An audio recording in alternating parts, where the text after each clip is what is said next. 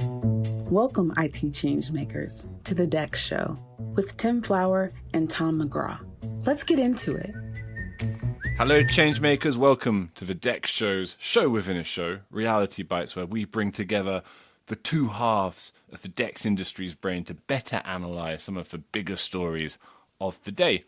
We are meeting today without my hosting better half, Tim Flower, a little on the reason for his absence towards the end of the show. But it is a shame Tim isn't joining us, because it is a bit of a special episode. It's something of a Next Think victory lap, if you will, because we are celebrating today the appearance of the Gartner Market Guide for DEX Tools. That came out just last month and is now available for free on the Next Think site. So you can go to the show notes and you can link to that and you can check it out for yourself. Now, one thing, this follows hard upon the heels of Forrester's EUEM Wave report, where Next Think featured, if you didn't know, as the leader among the whole EUEM pack. So we're having a really, really fantastic year. But I just want to start by telling an interesting story. We sometimes hear at Next Think that we invented the term DEX. Like, you hear it when you join, you hear it mentioned here or there. But up until the other week, I wasn't absolutely sure about it. But I found out, I researched it, and I found out who actually coined it. It was Heather Moses. Heather is Sean's boss and my boss and Megan's boss, and a great kind of creative powerhouse here at Next Think. And she actually coined the term digital employee experience. So not only are we the leader according to Forrester, but we now see Gartner using terminology that actually originates in this company. We are a key part of the origin of this now hugely influential space, digital employee experience. And that's something we're going to focus on here a bit today. So with that, I'm going to bring in and welcome to the show once again, Megan. How you doing, Megan? I'm good, Tom. How you doing? I'm good. Did you know that Heather had coined DEX? That's her own. I did. I had heard that before in the grapevine, and I do think it's pretty cool. It is pretty cool, right? It is pretty cool. So I believe you've got a very good story to start us off today, Megan. So let's hear it. Yeah. So, well, no shade to Heather or anybody else, but I was thinking a little bit about, the difference between a truly transformational technology and just the next kind of buzzy, flashy buzzword that especially I think business leaders can get excited about and hooked on. I have to have that so that I can say that I'm using the next innovative, best technology, but really it's just, putting a new coat of paint on the same old thing. So hype. We're talking about hype, Megan. A little bit of hype, yeah. So how much of the analysts, I guess, talking about DEX now, we're all talking about DEX now, how much of that is hype and how much of it is actually making a difference, in the real lives of people who work in IT, and how truly valuable is this? So I guess that's a question I want to pose today. It's a very valid question. If anyone's going to shoot the hype out of the sky, it's going to be Oriana. I feel. Oriana, you go first. What do you think? I am absolutely always in favor of actionable results, measuring things, trying to make sure that we can understand the impact of the actions we take. It's definitely something that we try to do here at Next Think. That's my entire job, right? So when it comes to trying to assess the impact of DEX, I think it's really important to have good measures, good tools in place to make sure that you're understanding the impact on the end user. How are they being affected by changes that are being made? Not only what do they think, but also what's happening in their day-to-day experiences. Thank you for that, Oriana. Measurable results is always important. And you might say that's of the essence of digital employee experience, mightn't you? So what do you think, Dina? I agree to what Oriana mentioned. What cannot be measured cannot be controlled. And if we want to maintain a controllable IT environment, then we need to be able to have some measures, even sometimes if it's going to be quantifiable or qualitative ones or quantitative ones. It depends on what is the metric that we're trying to measure. But we always have to keep track of what we are introducing into the IT environment from that perspective, having DEX in place to be able to measure the hard metrics is also is great, but to be able to add to this the sentiment aspect of it is even more great, because you get to see the hard metrics you're having and the soft metrics you're collecting from the user's feedback. So we would be very sure that we are on the right track, or we need to sideway a little bit and then move forward with whatever changes we're introducing, new implementations, or even current active projects in the customer environment. So it's going to be easier for us as long as we're keeping track and we're measuring it. Fascinating. Dina, just a question based upon that. I mean, to some extent, do you feel that the way digital employee experience is marketed and framed actually makes it look more like a trend than a real-world practical set of tools and capabilities than it actually is? Do you know what I mean? Do you think that the way it's packaged, the whole notion of experience, the way it ties in with employee experience, can maybe potentially blind people who don't know a lot about it to its really, really functional and useful essence?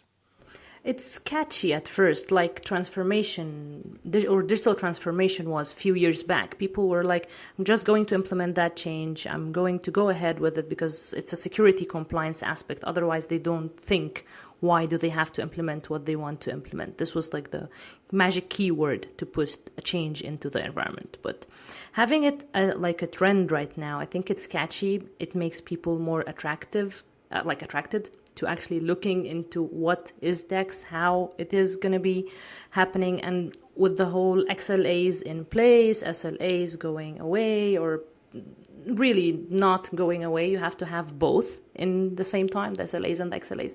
So it's a measure that was not there before, where now, even if it's looking trendy and catchy, once you put it into action, it yields back actual results that you can rely on building in your environment. I mean, Oriana, another one for you, actually, just before we move on to Sean's story. And that is, a colleague of mine used to call marketing the most vulnerable function in any company, which I always thought was a fantastic phrase. And I think by which he meant, anybody working in marketing, in tech or otherwise, everybody at the company has insights and opinions about how things could be done differently or better. And talking not so much specifically about next think marketing, but marketing within the DEX industry as a whole. Do you think there could be a difference, a change of emphasis? Do you think there could be a way of reformulating or changing the way DEX is presented and discussed by people who are trying to promote it that could make it more accessible? Is there something you would change in the way the DEX is framed today? I think that's such a great question, and it's one that I often talk about with my colleagues in product marketing, who are all about trying to make that information accessible, relevant, all that good stuff. And one of the things that I try to bring to the conversation is understanding, when it comes down to it, what are people trying to accomplish? What are their fundamental needs? And how can we make sure that we are prioritizing those? And I know that they also care really deeply about the customers and how to support them and help them cut through that bullshit, as you frequently say, to get to the heart of the matter, right? And to really help them figure out what's the right fit for their problem. How can we match them with a solution that's actually going to address that need, not just look flashy and hit a lot of buzzwords. Brilliant. Well, the question of discernment is I think, relevant not only to that story, but also to our next one, which Sean is going to tell us about now. Thanks, Tom. Yeah, I wanted to pose this question to the panel because if we could take it a step further, so we talked a little bit about DEX category and trying to work through hype and discern what is truth versus hype. I'm curious for the panel, if you're an IT leader who gets it, buys into the concept, the next step obviously would be trying to figure out an investment for a solution, a tool. And obviously, let's cut to the heart of it. We work for a vendor that focuses in this category. So if you can, try to take off your next think hat for a second and look at this as objectively as you possibly could. Like, what advice would you give to an IT leader?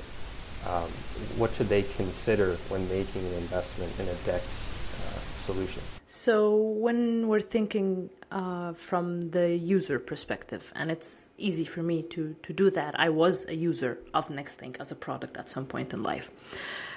if the product is not bringing you a return on investment, that's the sales terms that they use initially, then you're not going to be interested into investing into it. But however, with having those key measurable items that you could have as quantifiable items, you're able to go back at the end of the year, quarter, or however you want to define your sprint, to measure the value that you're getting out of the product you're purchasing.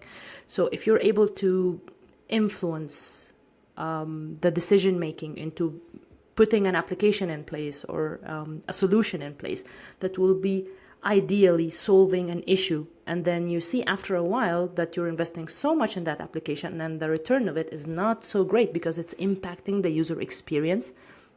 Again, if you have something in place to measure that, it will be great that you would be taking the correct decision in the next iteration on renewal. You're going to be able to see or fetch a solution that will be compliant and fulfills all the needs that you need to have, and also would be usable and everything else that the other first option did not offer in place. So it is easy to have that as long as you're having the metrics or the mindset of having measurable feedback from your customers or your users in that case. I would say sort of the corollary to that is your tool is only as good as your implementation. If you have a tool but you don't have, for example, somebody using it, it's really challenging to set up those metrics, to get that feedback, to get all that value.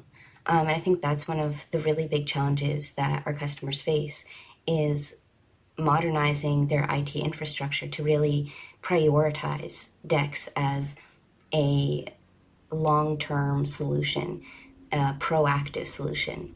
You talk about proactivity all the time because that's one of the ways that you get the resources. You make space for these more sophisticated solutions by starting to implement them on a smaller scale. And that's one of the things that we see be really successful with a lot of our customers, is when they start with a small project, see the value, and create more space to take on a bigger project, and then measure the results of that and feed that into their next initiative. Thank you all so much for that terrific conversation. I think anybody listening will have to agree that NextThink is indeed the digital employee experience organization, and as such, you must be sure to attend one of our Experience Everywhere events, which are the definitive DEX events. Indeed, that's why Tim's away, because Tim and I have the honor of hosting them, both in London next week, and or as you'll hear it this week, and then in New York later in October. We'll have links to those events on the show notes, and you can also find, of course, the new Gartner report that we've been discussing today, a link to the Forrester report that we mentioned at the top of the conversation as well. So until then, we hope to see you at Experience, and thanks so much for listening as ever, and huge thanks to Dina, Oriana, Sean, and Megan.